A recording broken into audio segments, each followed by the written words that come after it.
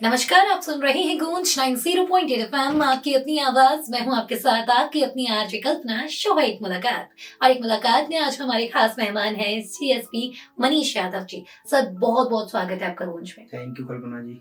और आज हम सर से बहुत सारी बातें जानने वाले हैं लश्कर एरिया को लेकर। स्पेशली सर का जो एरिया की बात करूं, मैं लश्कर एरिया को सर लीड कर रहे हैं, और यकीनन जब आप किसी भी क्षेत्र में अपनी सेवाएं देते हैं, बहुत सारे प्रयास रहते हैं कि आप वहां पर बदलाव ला पाए। तो वही सारे बदलावों की आज हम सर के साथ चर्चा करेंगे। सर, ये चर्चा हम शुरू करने उससे पहले मैं जानना चाहूंगी, लाइफ में हम लोग कहीं ना कहीं से आगे बढ़ते हैं, कहीं ना कहीं से नई जर्नी की शुरुआत होती है। ऐसे में आपकी पुलिस सेवा में आने की शुरुआत कैसे हुई? वैसे तो नॉर्मली ऐसा कोई प्लान नहीं था, लेकिन चूंकि क्या है, मैं बचपन से ही थोड़ा सा अखबार वगैरह, न्यूज़पेपर वगैरह ये सब चीज़ें पढ़ता रहता था। तो वहाँ normally lower background, lower family background रहते हैं इनकी, लोअर मिडिल क्लास के लोग, तो ज़्यादातर ये देखते हैं कि कम खर्चे में, कम आर्थिक अ, खर्चे में हम लोग कैसे किसी अच्छी चीज़ को पा सकते हैं। तो जब मैं भी चूँकि प्रशासनिक चीज़ों से और कई तरह की चीज़ों से इस तरीके से मैं जूझा हूँ, कई तरह की समस्याओं से। तो मुझे ऐसा लगा कि चूँकि प्रशासन एक ऐसी चीज़ है, या पुलिस प्रशासन एक ऐसी चीज़ है जिसमें हम लोगों की जल्दी मदद कर सकते हैं, और प्लस आपको एक अच्छा लाइफ़स्टाइल भी मिलता है। लोगों को समझने का मौका भी मिलता है, लोगों से आप आसानी से जुड़ पाते हैं।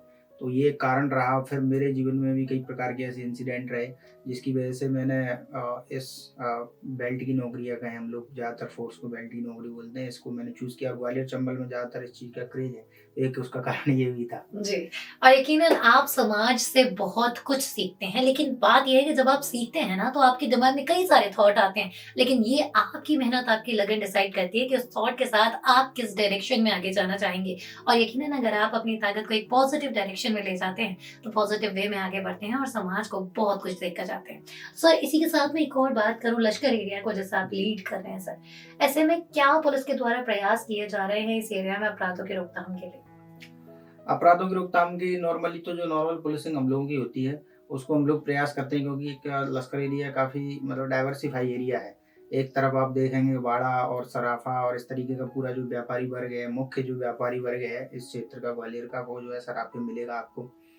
और चूँकि सारी ग्रामीण जनता और आस-पास की जितनी भी उपनगरीय जनता है, वो सारी जो है वहाँ पर आती है खरीदारी करने के लिए। तो एक तो वहाँ की सेफ्टी हम लोगों को रखनी पड़ती है। दूसरा, आप जनकगंज वाले क्षेत्र में जाएँगे तो वहाँ कई सारे स्लम्स एरिये हैं। तो कई जगह मतलब छोटे-छोटे क्राइम्स और बड़े-बड़े क्राइम जितने भी हैं उस क्षेत्र से ज़्यादा होते हैं। माधोगंज भी इसी तरीके का मिक्स अप टाइप का एरिया है। जी। तो नॉर्मली हम लोगों का ये रहता है कि जो हम लोगों का बाड़ा वाला एरिया, सराफा वाला एरिया, हम लोग लगातार वहाँ घूमते रहें, पुलिसिंग लगातार पुलिस जो है दिखती रहे, और ट्रैफ़िक से रिलेटेड जो चीज़ें हैं उनको लोगों को समझाते रहें, वहाँ जागरूकता फैलाते रहें। मतलब वहाँ हम लोगों का फ़ोकस सबसे ज़्यादा रहता है। और जैसे जनकगंज का एरिया स्लम एरिया हो गया, तो वहाँ हम लोग लगातार जो हमारी चार्लीज़ होती हैं, जो हमारा पुलिस का सिस्टम है, जो भी माइक्रोबिट सिस्टम लागू हुआ है पुलिस मुख्यालय की तरफ से, उसमें लगातार हमारी जो 5 चार्ली हैं वो अलग-अलग डिपार्टमेंट में, लक्ष्मीगंज एरिया हो गया, गोलपाड़िया हो गया, आपका हनुमान चौराहा हो गया, श्री गांधी मार्केट हो गया, बेलदारपुरा, और जो पूरा NH 3 उधर का एरिया, हम लोग लगातार उधर सर्चिंग कराते रहते हैं। लेकिन इसके लिए जो पुराने जो प्रीवियस जो अपराधी हैं उन पर लगातार हम लोग बाउंड्री कार्रवाई करते हैं। उनके जमा अगर उन्होंने कोई नया क्राइम किया है, तो उनकी जमानत कैंसलेशन वगैरह की भी मुहिम चल रही है पुलिस मुख्यालय की तरफ से। उसमें भी लगातार हम लोग प्रयास कर रहे हैं। इसके अलावा भी जो महिला संबंधी अपराध हैं उनको रोकने के लिए हम लोग लगातार, हमारी जो महिला अधिकारी हैं उनको हम लोग फील्ड पर आ रहे हैं। जैसे आप बाड़े में देखेंगे तो एसपी साहब के और आई साहब के निर्देश पर एक पिंक बूथ अभी यहाँ पर खुला है। एक पूरे जिले में अभी अनोखा वो एक पहल है।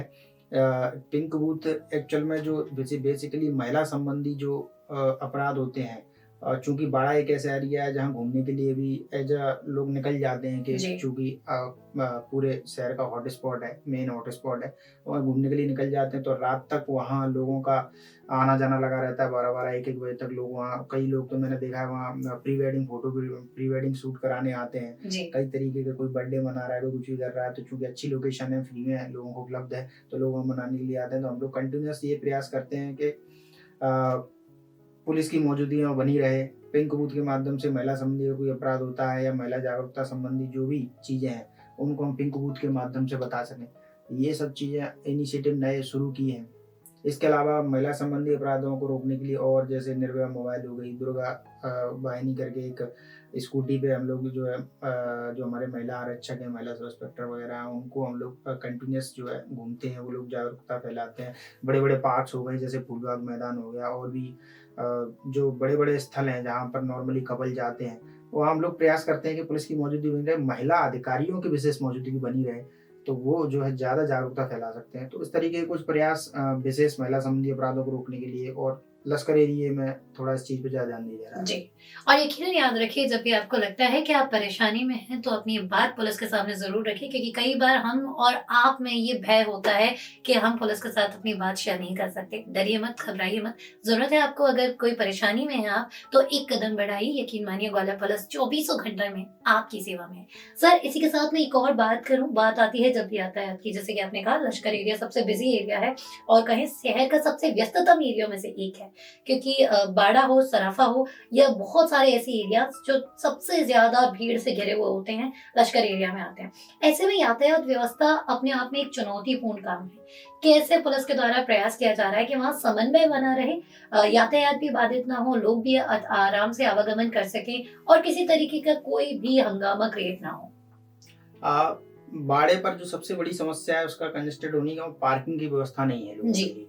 तो अभी हालाँकि वो कार्य चल रहा है, अभी वो उस पूर्ण तरीके से नहीं हुआ है अभी। लेकिन जब तक पार्किंग की व्यवस्था नहीं है, तब तक हम लोग यही प्रयास करते हैं कि जो हमारा कंपू ट्रैफिक थाना है, उसके साथ समन्वय बिठा के उसके कुछ अधिकारी जो हैं, उनके थाना प्रभारी हैं और जो उनका अमला है, प्लस हमारे कोतवाली थाना प्रभारी हुई मोहिनी वर्मा जी और उनका जो अमला है, प्लस मदार क्लब जो अधिकारी होते हैं, उनको सबको बुला कर के हम लोग एक डेली आप देखेंगे तो शाम को डेली टीम निकलती है। और ये प्रयास करते हैं कि जो बाड़े के जो चारों तरफ के आने वाले जो एरिया हैं, जहाँ से ये रस बढ़ता है, तो उन पॉइंट्स को हम लोग चिन्हित करते हैं और वहाँ जगह-जगह हम लोग चेकिंग लगा करके लोगों को समझा देते हैं, चालान भी करते हैं कि भई आप रॉन्ग साइड में ना जाइए, जो एक तरीके से वन वे बनाया हुआ है, जो आपकी सुविधा के लिए बनाया हुआ है, उसको आप सुचारू रूप से चलने दें और उसी का प्रयोग करें।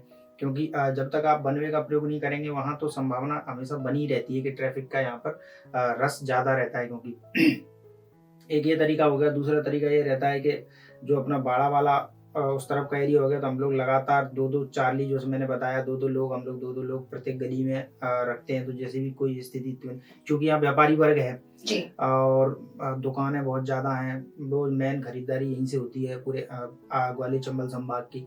तो उनको भी हम लोग डाँट-डपट करके भगा नहीं सकते लोगों को, और व्यक्ति क्या है, ये सोचता है कि हम अपनी सुविधा के लिए बिल्कुल वाहन को लेकर के दुकानदार के मुहाने तक पहुँचे, जी। तो वो वहीं पार्क करने की कोशिश करता है। तो ज़्यादा हम लोग हटाते करते हैं, तो फिर उसमें दुकानदार भी आपत्ति लेते हैं, बोले साहब हमारा भी इसमें नुकसान होता है, आप इनको प्रयास करिए कि कहीं आस-पास लगवाने का। तो इसका हम लोग यही प्रयास करते हैं कि उनको समझा दें, कहीं साइड से लगवाएँ उनको, या जो पार्किंग एरिया है, जो कुछ थोड़े बहुत पार्किंग एरिया आस-पास, वहाँ पर लोग लगाएँ। और ज़्यादा नहीं मानता कोई व्यक्ति, तो फिर उसको ये है कि चालानी कार्रवाई की जाती है, जब तक क्रेन वगैरह के माध्यम से वाहनों को उठवा लिया जाता है, बाद में फिर उन्हें समझा दे के छोड़ दिया जाता है, या जो यही प्रयास नॉर्मली अभी तो चल रहे हैं। लेकिन ये है कि पार्किंग की उस क्षेत्र में बड़ी कमी है, अगर एक बड़ा पार्किंग एरिया अगर बन जाता है, तो निश्चित तौर पर ये यातायात की समस्या का समाधान हो जाएगा वहाँ जी। पर। और यकीनन शहर हमारा है तो ज़िम्मेदारी भी हमारी है। पुलिस प्रशासन तो लगातार प्रयास कर रहा है कि कैसे भी शहर में समन्वय और यातायात व्यवस्था बैठाई जाए। लेकिन याद रखिए, ग्वालियर शहर का नागरिक होने के कारण आपकी ज़िम्मेदारी बनती है कि इन छोटी-छोटी बातों पे आप भी ध्यान दें। चाहे फिर वो ट्रैफिक नियम हो या फिर पार्किंग की सुविधा, जैसे कि आपको अगर कहीं मिलती है, तो देखिए, सोचिए, समझिए, क्योंकि आपके एक छोटे से कदम से कितने सारे लोग परेशान हो रहे हैं, शायद हमें ये भी देखना समझना होगा। क्योंकि बात जब भी शहर की आएगी, जागरूकता सबसे पहले और सबसे ऊपर आती है। सर, इसी के साथ मैं बात करूँ, हार्श फायरिंग के मामले अगर हम देखेंगे सोशल मीडिया के कारण, क्योंकि रील्स बनाने का इतना ट्रेंड है युवाओं में, तो उसके कारण हार्श फायरिंग के जो मामले हैं बढ़ रहे हैं। और कई बार हम शहर में देख रहे हैं गैंगवार के मामले भी सामने आ रहे हैं। ऐसे में क्या प्रयास पुलिस के द्वारा किए जा रहे हैं? क्योंकि हार्श फायरिंग की अगर मैं बात करूँ, तो ज़्यादातर वो नौजवान हैं, वो युवाएँ हैं जो रील्स बनाते हैं, और वो अभी कमी एज के इनिशियल स्टेज में अभी ग्रो हो रहे हैं। ऐसे में पुलिस के द्वारा क्या प्रयास किए जा रहे हैं कि इस तरह की वीडियो, इस तरह की घटनाओं पर लगाम लगे? आपने सही प्रश्न पूछा है। एक्चुअल में ये जो समस्या है, एक तरीके से देखा जाए तो स्लम्स जो एरिया रहते हैं ज़्यादातर, जो हमारे जो गरीब पिछड़े भाई हैं, उनमें ज़्यादातर ये समस्या रहती है, बेरोज़गारी रहती है। तो लोग बाग क्या है, दूसरे को देखते हैं कि भई इसके पास इतना पैसा है और ये है, तो लोग बाग टसन लोगों में, यहाँ ग्वालियर चंबल में लोगों के बीच में टसन बहुत आसानी से हो जाती है। कोई जी। किसी को भला-बुरा कह देता है तो उसका एक ही वो रहता है कि मैं कैसे भी करके इसको सबक सिखाऊँगा। इसी आवेश में आकर के लोग वहाँ हथियारों को ढूँढने लगते हैं। लोग वहाँ अवैध कट्टा वगैरह इन सारी चीज़ें इल्लीगल आर्म्स को ढूँढने लगते हैं और कहीं न कहीं वो उनको मिल ही जाते हैं कहीं न कहीं से। हालाँकि पुलिस इस पर प्रयास काफ़ी कर रही है लेकिन मिल ही जाते हैं। तो वो फिर जो उसकी परिणति होती है वो कहीं न कहीं हवाई फायर वगैरह और इन सब चीज़ों में आपस में गोलीबारी और ये गैंगवार में ये स्थिति बदलती है। इसके लिए हम लोग लगभग जैसे एसपी साहब के निर्देश है उस पे हम लोग लगभग, मैं जब से आया हूँ तो मैं देख रहा हूँ जनवरी से हम लोग अभियान चलाने लगा एक तो लीगल लाइसेंस निरस्तीकरण के लिए। जैसा मैंने पहले ही बताया कि हम लोग लगातार ये प्रयास कर रहे हैं कि पहले जो आपराधिक प्रवृत्ति के लोग रहे हैं, हिस्ट्री शीटर रहे हैं, निगरानी बदमाश रहे हैं या गुंडा जो प्रवृत्ति के लोग रहे हैं, उनको हम लोगों ने लिस्टेड किया है। लिस्टेड करने के बाद उन्होंने जो भी अपराध किए हैं उनको हमने जब्त किया। जब्त करने के बाद उनके लाइसेंस निरस्तीकरण के लिए लगातार प्रक्रिया, अभी जैसे बिजौली थाना क्षेत्र में लगभग हम लोगों ने अभी 19 लाइसेंस भेजे थे, जिसमें से 6 निरस्त हुए। इसी तरीके से ग्वालियर के प्रत्येक थानों से लाइसेंस निरस्तीकरण के लिए मंगाई गई है, लिस्ट मंगाई गई है और उनको हम निरस्त करा रहे हैं। इल्लीगल फायर आर्म्स के लिए भी हम लोग प्रयास कर रहे हैं कि उनको जब्त किया जाए। कई थाना क्षेत्रों में जैसे झांसी थाना रोड और मुराद थाना क्षेत्र में कई जगह छोटे-छोटे पॉकेट्स पकड़े भी हैं। तो इसका सॉल्यूशन यही है कि पुलिस लगातार इसके लिए एक्टिव रहे, प्लस एक बड़ा मतलब इसका केवल हम लोग इसको उस दृष्टि ना देखें। मैं तो पीएससी स्टूडेंट हूँ तो एक उसको इस तरह से देखें, इकोनॉमिक रूप से जो ये लड़के हैं जो सांसारिक अभी भौतिकतावाद और इन सब जो रील्स के चक्कर में पड़ गए हैं, तो इनको भी थोड़ा सा जागरूक करने की अपने को आवश्यकता है। इसके लिए कई और एनजीओ और संस्थाएं भी आगे आ सकती हैं जो कि इसमें प्रयास कर सकती हैं, पुलिस भी इसमें सहयोग करेगी।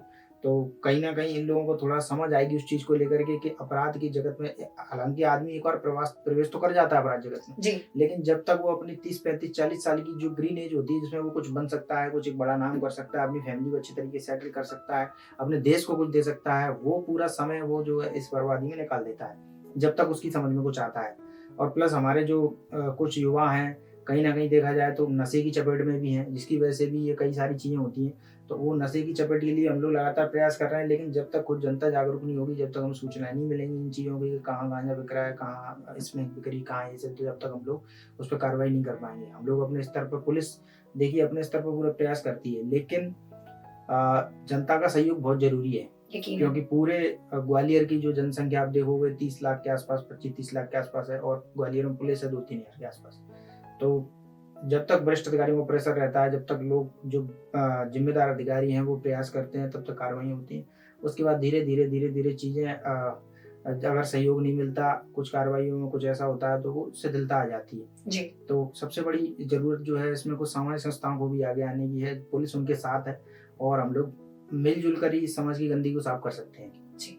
और यकीनन आपकी थोड़ी-सी जागरूकता किसी बड़े अपराध को होने से बचा सकती है, तो ऑब्ज़र्व करते रहिए, अपने आस-पास और समाज के प्रति जागरूक और सतर्क रहिए। सर, इसी के साथ एक और बात मैं करूँ, अंतर्राष्ट्रीय स्तर पर साइबर फ्रॉड को लेकर जागरूकता की बड़ी मुहिम है। गृह मंत्रालय की ओर से कई सारे प्रयास किए जा रहे हैं। फिर चाहे वो आपकी कॉलर ट्यून चेंज करना हो या फिर मध्य प्रदेश पुलिस के द्वारा एक साइबर अभियान चलाना हो, तो पुलिस हर संभव प्रयास कर रही है साइबर फ्रॉड को रोकने के लिए। लेकिन फिर भी कहीं न कहीं व्यक्ति इन अपराधों का शिकार हो रहा है। ऐसे में अगर किसी के साथ साइबर फ्रॉड होता है, तो इनिशियल स्टेजेस पे, जैसे कि अगर किसी के साथ आज ही हुआ है, और क्या करना चाहिए उसे, सबसे पहला उसका कदम क्या होना चाहिए? देखिए साइबर अपराध के कई सारे प्रकार होते हैं, जी। जिनमें एक तो हो गया जैसे आपको कोई ओटीपी दे दिया या किसी ने आवाज़ चेंज करके आपसे बात कर ली या आपको कोई सॉफ्टवेयर उन्होंने कोई लिंक भेज दिया आपको या आपको बोला कि भई मैं ये फलाना-फलाना फर्नीचर है मेरे पास, इसको मैं बेचना चाहता हूँ, कम दाम में बेचना चाहता हूँ, मैं सीआईएसएफ का बंदा हूँ, मैं कहीं एक जगह से दूसरी जगह ट्रांसफ़र हो रहा हूँ। या आपको बोल दिया कि आपको कृषि लोन चाहिए या आपको बोल दिया मतलब ऐसे 5, 6, 7 प्रकार के जो मुझे लग रहा है, एक डिजिटल अरेस्ट का भी चल रहा है। जी। तो सबसे पहले जब आपको इस तरीके का कोई कॉल आता है, जैसे आपका नज़दीकी में कोई बात कर रहा है कि जैसे मैडम ने बताया अभी जो बात हुई, तो आप सबसे पहले ये प्रयास करिए, ये बात करिए, उसको उसके नंबर पर कॉल करिए सबसे पहले तो। जिस नंबर से उसको कॉल आ रहा है उससे बात करके उसको बोलिए कि भई घर में किसी से बात करा है या वीडियो कॉलिंग करा है या इस तरीके की करा है, तो एक तो आप इस फ्रॉड से बच सकते हैं। दूसरा, जब आप पे ओटीपी वगैरह माँगा जाए तो उससे आप सतर्क हो जाइए, किस चीज़ के लिए हमसे ओटीपी माँगा जाता है। ओटीपी नॉर्मली हमसे ज़्यादातर या तो हम कोई आधार वेरिफ़िकेशन कराते हैं या नॉर्मली कोई चीज़ मतलब अपने डॉक्यूमेंटेशन से रिलेटेड है तो हम लोग ओटीपी देते हैं। नॉर्मली बैंक कभी भी आपसे फ़ोन करके ओटीपी नहीं माँगता, जैसा कि बैंक खुद कहते हैं कि हम आपसे फ़ोन करके कभी ओटीपी नहीं माँगते क्योंकि हमें जी। इस तरह की आवश्यकता नहीं है। तीसरा जो हो गया, अगर आपके साथ कभी इस तरह की घटना हो भी जाए तो आप तुरंत, जैसे कई फेसबुक पे, व्हाट्सएप पे कई सारे लोगों को जो है न्यूड दिखा करके बेवकूफ़ बना करके वो पैसा ऐंठने का जो सिस्टम चल रहा था, तो मेरे संपर्क में ऐसे कई सारे लोग आए, तो मैंने उनसे यही कहा कि आप तत्काल अपने सोशल मीडिया अकाउंट्स को तुरंत क्लोज़ करिए, सारे सोशल मीडिया अकाउंट्स को बंद करिए। अपना जो उस समय का कॉन्टैक्ट नंबर है उसको थोड़ी देर कुछ समय के लिए वो करिए, आप अपने परिचितों के नंबर निकालिए, दूसरा मोबाइल लेकर उनसे संपर्क करिए, तो वो धीरे-धीरे न्यूट्रल हो जाते हैं। दूसरा ये है कि अगर आपके साथ कभी ऐसी घटना हुई तो तुरंत आप 1930 पर कॉल करिए। आप अपना ट्रांज़ैक्शन आईडी, आपके साथ जो अमाउंट, जो मोड ऑफ पेमेंट है, वो तीनों चारों चीज़ें आप बताइए उनको। प्लस आप भारत सरकार की साइट भी है एनसीआरबी, उस पर भी शिकायत कर सकते हैं, या फिर आप cybergov.in पर भी कर सकते हैं। तो ये 3-4 जो टूल्स हैं इन पर आप शिकायत कर सकते हैं, नहीं तो नज़दीकी थाना आपका है ही आपके लिए। आप डायल 100 पे कॉल कर सकते हैं, या आप थाने जा सकते हैं, साइबर थाना जो कि एसपी ऑफिस में है, आप वहाँ जा सकते हैं, एक आवेदन आप दे सकते हैं। लेकिन जब भी आपके साथ इस तरीके की कोई घटना हो या कोई भी इस तरीके का इंसिडेंट हो, तो आप तुरंत जितना पॉसिबल हो सके उतना जल्दी आप पुलिस को बताइए। जी। क्योंकि क्या होता है, ये लोगों के मोड ऑफ जो प्लेटफ़ॉर्म होते हैं वो इतना फ़ास्ट होते हैं कि ये लोग 1 घंटे के अंदर या आधा घंटे के अंदर ये लोग पैसे को दूसरे खातों में ट्रांसफ़र करके निकाल लेते हैं। जी। तो आप जितना कोशिश, आपका नज़दीकी कोई परिचित पुलिस वाला है तो आप उसको बताइए, तो वो अपने जो परिचित पुलिस वाले हैं उनको बताएगा। तो अपन ये प्रयास करेंगे संबंधित थाने के माध्यम से उस बैंक पर अपन होल्ड लगा देते हैं, या उस यूपीआई मोड का जो ट्रांज़ैक्शन हुआ है उस यूपीआई कंपनी को अपन लोग बता देते हैं। तो इससे उस पर क्या होता है कि रोक लग जाती है। जी।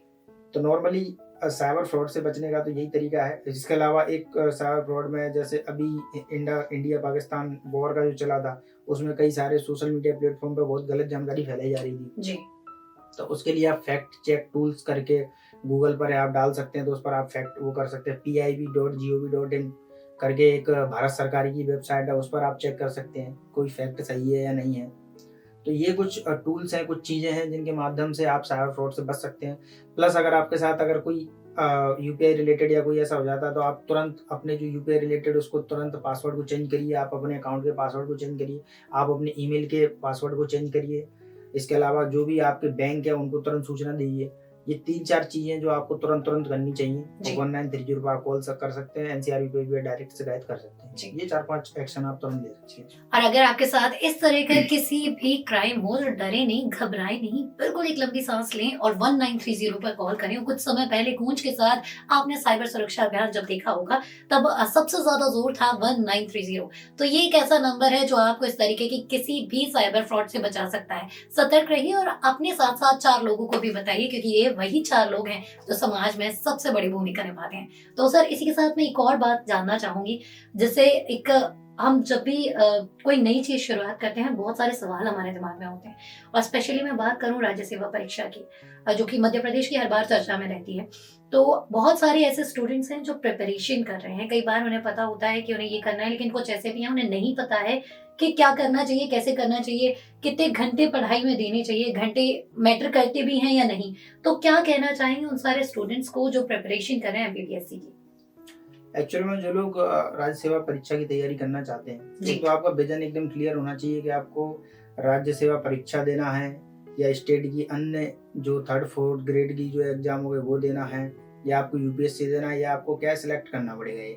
क्योंकि इसमें क्या होता है कि जैसे अभी आप देखेंगे तो अभी जो रिजल्ट आना शुरू हुआ 2019 के बाद 2024 में रिजल्ट आए, 5 साल का एक लैगिंग हो गई। तो ये इतना बड़ा पीरियड होना, लोगों का धैर्य जो जवाब दे जाता है, उनके परिवार वाले भी जवाब दे जाते हैं कि 5 साल से कोई रिजल्ट नहीं मिल रहा है भाई, आप लोग क्या कर रहे हैं। तो ऐसे में लोग क्या करते हैं, व्यापम के अदर जो एग्जाम होते हैं 3rd-4th कैटेगरी के जो रहते हैं, अदर जो क्लर्क वगैरह और इन चीज़ों में मुड़ जाते हैं।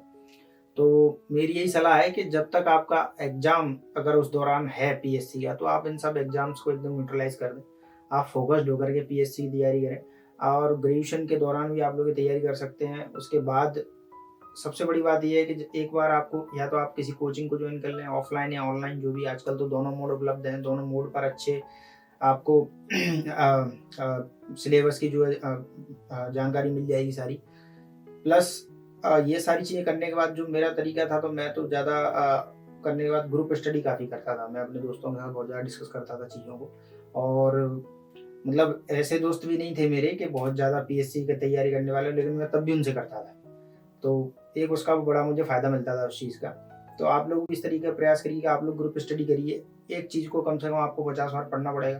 कोई एक आपका नोट्स है उसको 50 बार पढ़ेंगे तब वो चीज़ें कंठस्थ होती हैं, याद होती हैं और तब वो चीज़ें फिर मेंस जो है मेन मुख्य जो रहता है उसकी हुँ। आपको तैयारी आपको रिटन प्रैक्टिस बहुत ज़्यादा करनी पड़ेगी। शुरुआत आप 200 शब्द के आंसर से करिए, सबसे पहले वो लिखिए, 500 से करिए, फिर धीरे-धीरे आधा घंटा, 1 घंटा इसको धीरे-धीरे इस अवधि को बढ़ाते-बढ़ाते 2-4 महीने और 3 घंटे तक ले जाइए और फिर लगातार आप इस चीज़ की प्रैक्टिस करिए। देन जब आपका हाथ और दिमाग के बीच की दूरी जब आप समाप्त कर लेंगे, तो फिर इस एग्ज़ाम की मतलब इस एग्ज़ाम का सीधा-सीधा फंडा ये है कि जब आप 2 शब्दों को 200 बना सकते हैं और 2 शब्दों को आप 5 शब्दों में 10 शब्दों में समेट सकते हैं, तो आप एग्ज़ाम अच्छे से निकाल सकते हैं। जी। इसका सीधा-सीधा फंडा ये है। जी।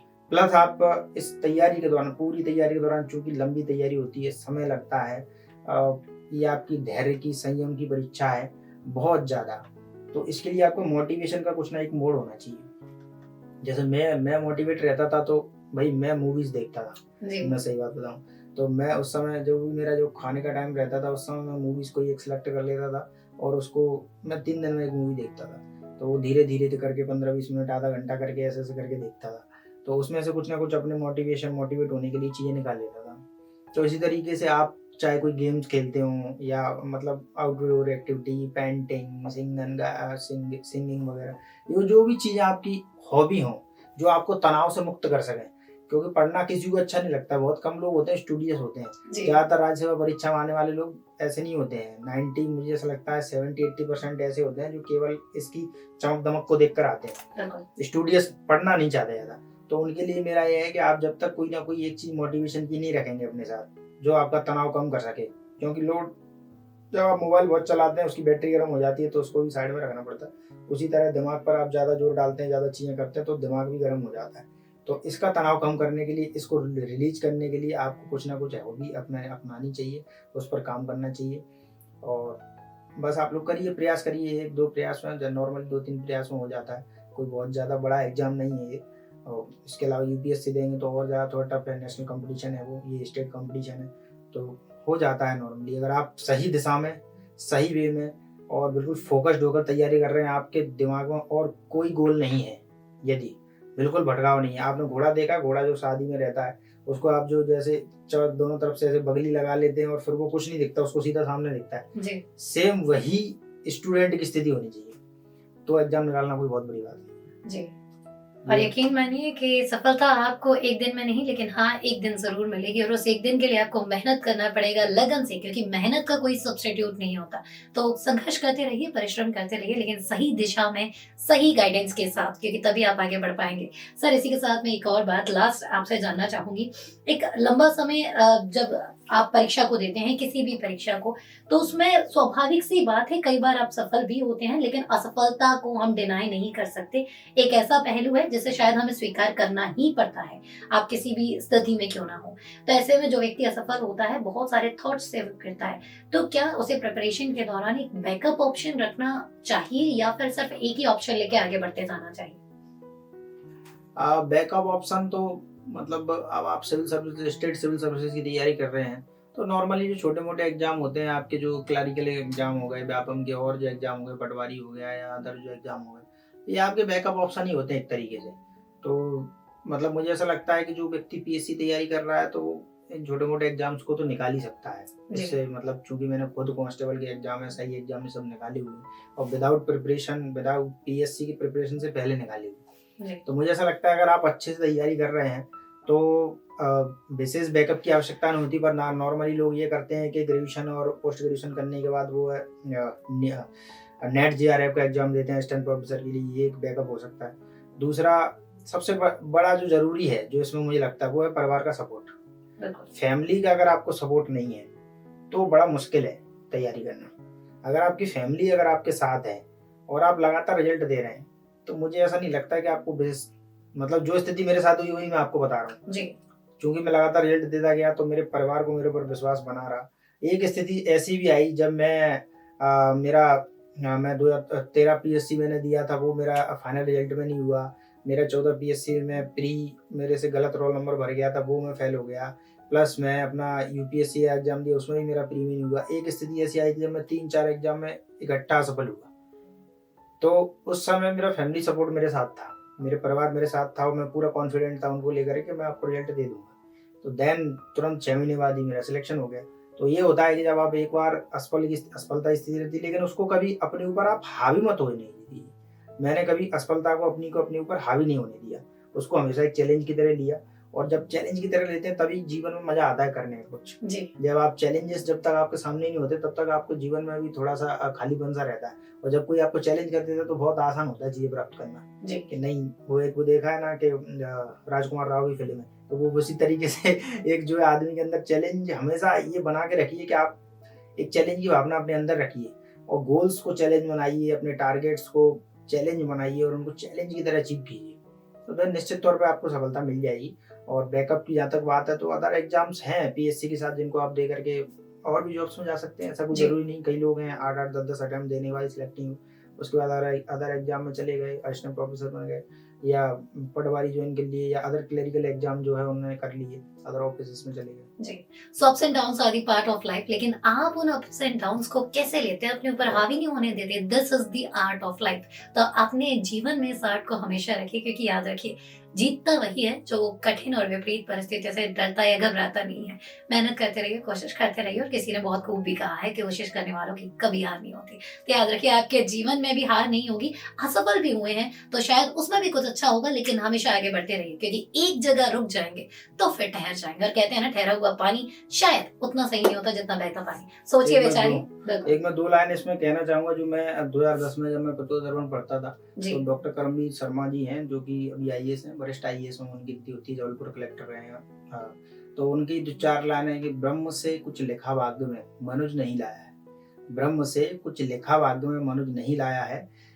मनुष्य ने अपने भुजबल पर ही धरती पर सब कुछ पाया है। तो क्या आप ये ध्यान रखिए कि मतलब आपकी जो हाथों की लकीरें हैं इनको कुछ मत मानिए। आपका केवल जो मेहनत, समर्पण और आपका दिमाग, यही आपको सफलता दिलाएगा। तो इस पर आप फोकस करिए, और सारी चीज़ों को त्याग करके अपने लक्ष्य की ओर समर्पित होकर आप कार्य करेंगे, 100% आपको सफलता मिलेगी, कोई नहीं रोक सकता इस चीज़ को। जी, और कोई भी युद्ध मनुष्य के साहस से बड़ा नहीं, बस हारा वही जो लड़ा नहीं। तो याद रखिए, कभी भी लड़ने से पीछे मत हटिए, डरिए मत, घबराइए मत। ये दुनिया आपकी है, और जीत लीजिए इस दुनिया को अपने बल और अपने परिश्रम के बल पे। सर, बहुत सारी बातें आज आपसे की, बहुत सारी बातें जानी। जाते जाते ग्वालियर वासियों को क्या कहना चाहेंगे? ग्वालियर वासियों के लिए मेरा एक ही मैसेज है। चूँकि ग्वालियर चंबल की फिजा में क्या है, एंगर बहुत ज़्यादा है। जी, गर्मी यहाँ पर बहुत ज़्यादा रहती है। चूँकि क्या है, यहाँ मौसमी जो यहाँ की प्राकृतिक स्थिति इस तरीके की है जी, कि यहाँ लोग टेम्परेचर बहुत हाई रहता है। तो अपने जो सड़क पर निकलते समय, जाते समय थोड़ा-सा अपना संयम बना के रखें। सजग रहें किसी भी चीज़ को लेकर के, वो साइबर क्राइम को लेकर के, चीज़ों को लेकर के। रील्स कम देखें, इसके अलावा सीखने वाली रील्स ज़्यादा देखें। लोगों को जागरूक करने वाली रील्स ज़्यादा देखें, अपराधों के प्रति जागरूकता वाली रील्स ज़्यादा देखें। क्राइम पेट्रोल देख-देख करके अपनी थोड़ा-सा अपने घरवालों के प्रति संदेह कम करें। अपने बच्चों पर, जो पेरेंट्स हैं, अपने बच्चों पर थोड़ा नज़र रखें, विशेष तौर पर जो मोबाइल दे रखे हैं इन लोगों को। तो इस तरीके की चीज़ें हमको अभी जो है, इस आज के जो विश्व में, जो आज का जो कल्चर चल रहा है, आज का जो समय चल रहा है, इसमें ध्यान देने की आवश्यकता है। यही मेरा मैसेज है ग्वालियर वासियों के लिए। और आप लोगों को किसी प्रकार की अगर नशे संबंधी या अन्य अपराध संबंधी सूचना मिलती है तो पुलिस को ज़रूर दें। पुलिस का सहयोग करें इस चीज़ में। ग्वालियर पुलिस हमेशा आपके साथ है। जी। और यकीनन सर के नेतृत्व में हम एक सफल और सुरक्षित समाज बनाने में भी कारगर साबित होंगे। Thank you so much sir, अपना अमूल्य समय हमें देने के लिए आपका बहुत-बहुत धन्यवाद, बहुत-बहुत आभार। Thank you. सो ग्वालियराइट्स, ये था एक मुलाकात में आज का सफर। अगले हफ्ते फिर होगी आपसे मुलाकात एक नए मेहमान के साथ। तब तक आप कहीं मत जाइए, सुनते रहिए कल्पना के साथ गूंज 90.8 FM, आपकी अपनी आवाज।